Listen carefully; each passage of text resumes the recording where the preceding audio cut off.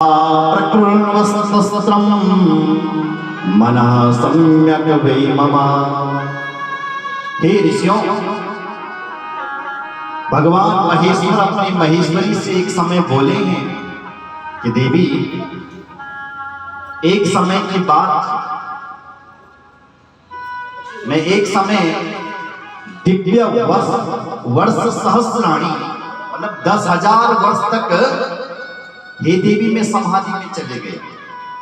महादेव पार्वती से बोले, और जब 10,000 वर्ष बाद मेरी समाधि खुली, तो जैसे मैंने अपने आंखें खोली देवी, तो मेरी आंखों से आंसू निकले,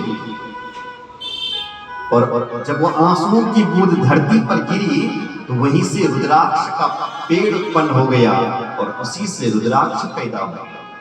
रुद्र मतलब शिव, अक्ष मतलब आंख। शिव जी के अक्ष से जो आंसू निकले, उसी से रुद्राक्ष का पेड़ उत्पन्न हो गया। जब मेरी आंखों से आंसू निकल रहे थे, तो भगवान नारायण के भक्त उन आंसुओं की बूंदों को उठा रहे थे। आगे लिखा है, स्थावरत्वं मनुप्राप्ता भक्तानुग्रह कारणा ते दत्ता विष्णु भक्तैश्च दुर्भिस्त्याख्यैव च। विष्णु भक्तों ने वो पानी की बूंदें उठाई और कुछ कुछ देशों में डाल दी।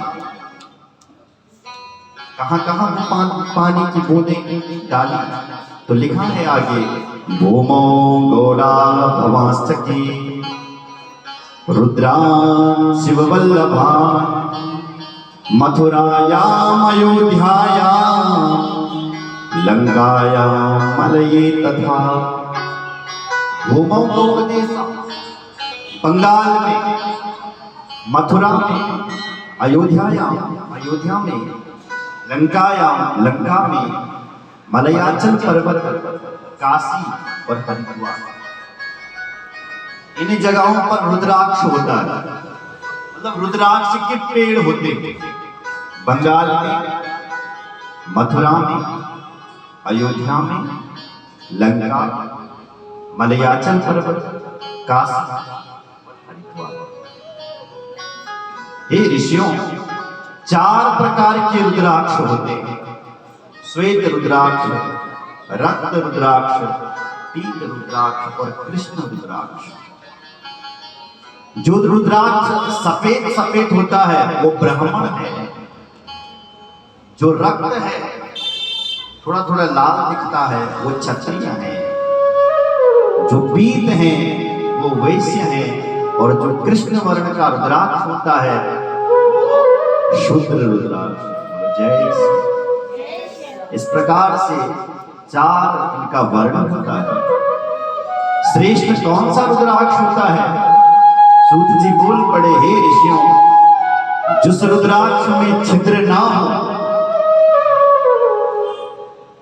छेद तो लोग करते हैं जो बेचने वाले होते हैं। जिस रुद्राक्ष में छेद नहीं होता, वह रुद्राक्ष उत्तम होता है। जो रुद्राक्ष बेर के बराबर होता है, वो रुद्राक्ष सामान्य होता है। जो रुद्राक्ष चना के बराबर होता है, वो भी सामान्य होता है। जो आंवले के बराबर होता है मोटा रुद्राक्ष, वह रुद्राक्ष श्रेष्ठ होता है। ऋषियों, रुद्राक्ष कोई भी हो, सारे रुद्राक्ष अपने में श्रेष्ठ होते हैं। बोलो जय श्री।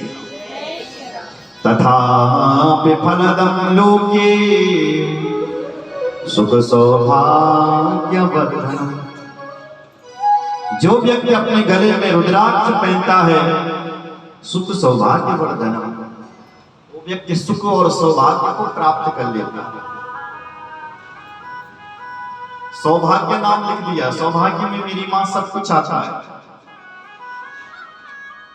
अगर सौभाग्य मिल गया, इसलिए अपने गले में रुद्राक्ष पहनिए। बोलो जय श्री राम।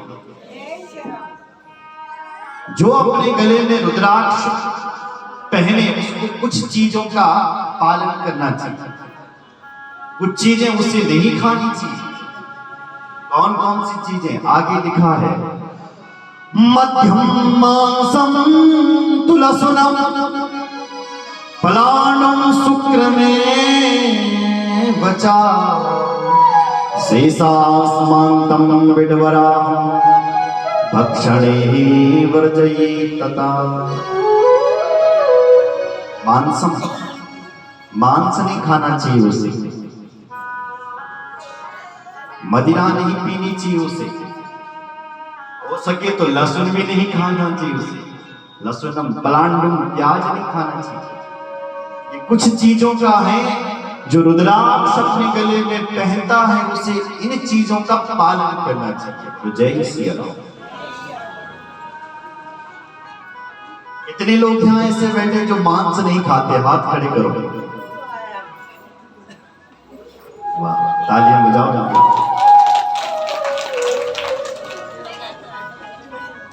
माताएं तो बहुत अच्छी है,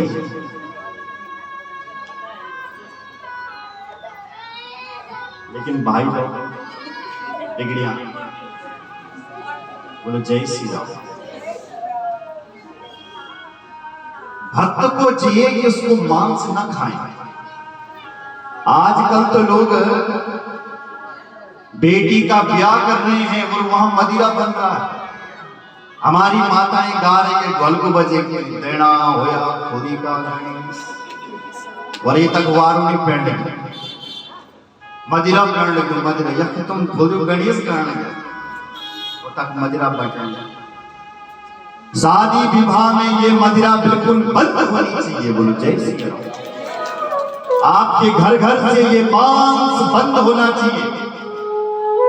आजकल का व्यक्ति क्या करता है, जब किसी की मौत हो जाती है तो उसका जब दाह संस्कार करने के लिए जाता है तो 20 बार नहाता है, वहां कपड़े बदलता है, 10 बार नहाता है।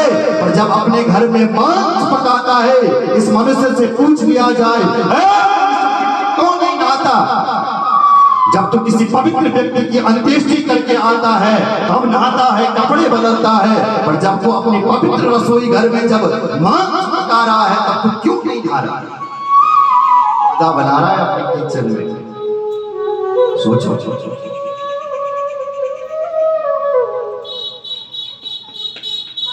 किसी की अंत्येष्टि करके आ जाए तो 10 बार नहाता है और घर का मुर्दा, तब तुम्हारा घर पवित्र नहीं।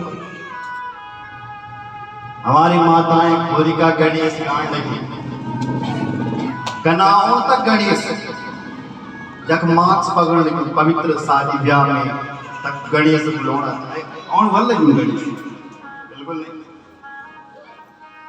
क्या मोरी का नारा नारा होगा? क्या कोई संस्कार आ रहे होंगे वहां?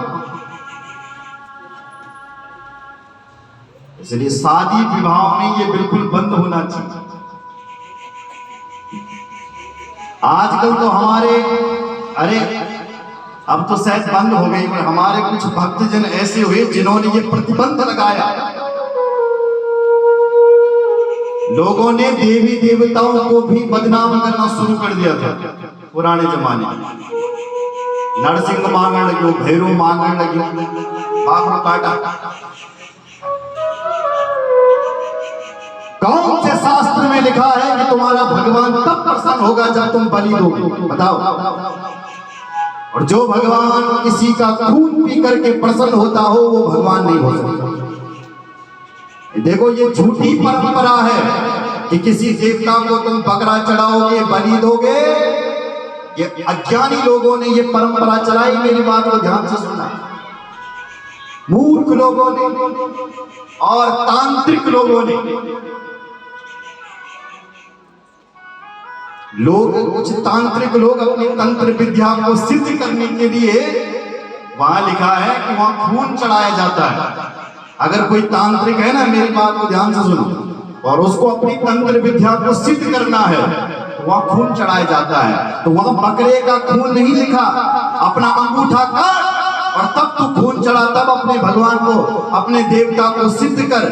उस मूर्ख ने क्या किया? उस मूर्ख अपना अंगूठा तो काटा नहीं, बेचारे निर्जीव पशु की बलि दे दी, बकरे का खून चढ़ा दिया। अरे तुझे अपने भगवान को सिद्ध करना है तो काट अपना अंगूठा और चढ़ा। तो निर्जीव पशुओं की हत्या क्यों कर रहा है?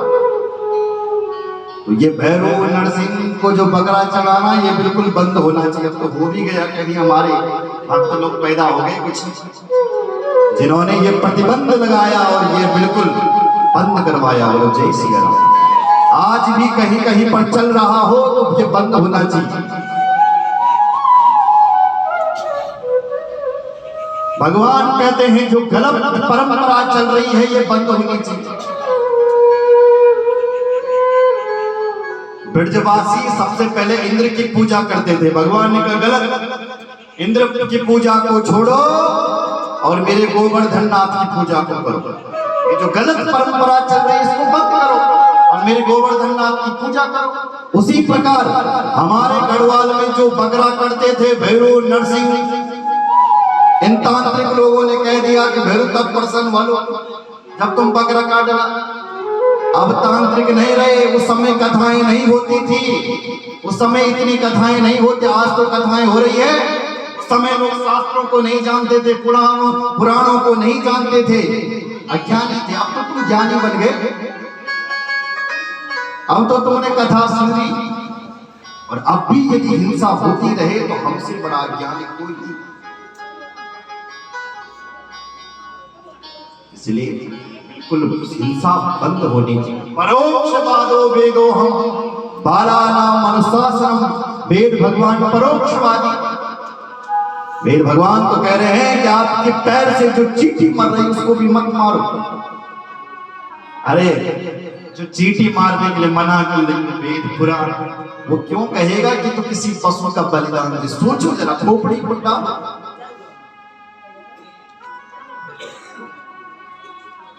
बोलो जय श्री राम। जो रुद्राक्ष पहनना चाहे तेने मांस नीचे उठाए, मध्यम मांसम जटाधारिणी